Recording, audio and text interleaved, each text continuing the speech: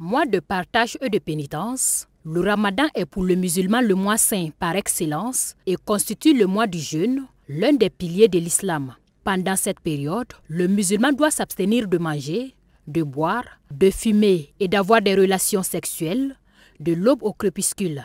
Au-delà de cette abstention, le jeûne selon l'imam Idrissa Woba est un moment de recueillement, de retour à Allah et de solidarité. C'est un moment où aussi on témoigne surtout de notre solidarité envers toutes les autres créatures. Donc on va demander d'être présent en partageant avec tout le monde autour de soi.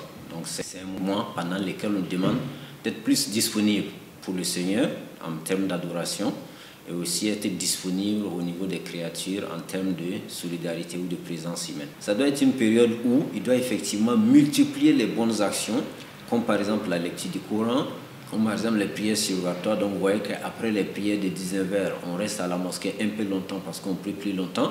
Voilà, c'est pas seulement à la mosquée qu'il faut le faire, même chez soi on peut effectivement faire ces prières surrogatoires-là. L'autre aspect du jeûne qu'oublient certains fidèles musulmans, nous explique l'imam du Serfi et de l'AEMB, c'est le jeûne des sens. Donc quand vous jeûnez, il faut effectivement s'abstenir de mentir, voilà, de tricher, d'insulter les gens, de les médire.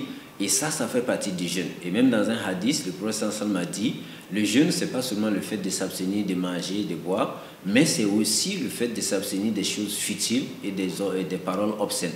Donc on va dire, au-delà du fait de s'abstenir de manger, de boire, il faut aussi avoir cet élan-là, effectivement, de ne pas mentir, de ne pas tricher, voilà, de ne pas médire des gens, et ça fait partie du jeûne.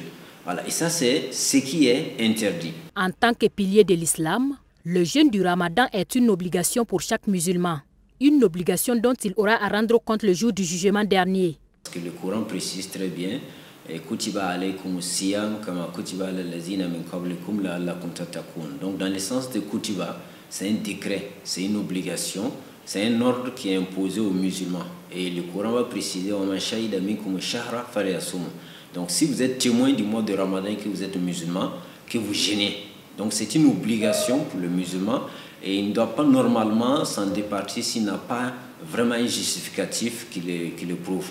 Donc en tant qu'obligation, il va falloir l'accomplir, sinon le jour de la résurrection, tu vas rendre compte. Selon le Saint-Coran, les 10 derniers jours du mois de Ramadan sont les plus importants, car c'est dans cette période que se situe la nuit du destin, Laylatul Qadr, dont la grâce équivaut à 1000 mois d'adoration. L'imam Idrissa Woba invite donc les fidèles musulmans à plus d'ardeur, plus de courage et de bonnes actions durant cette période.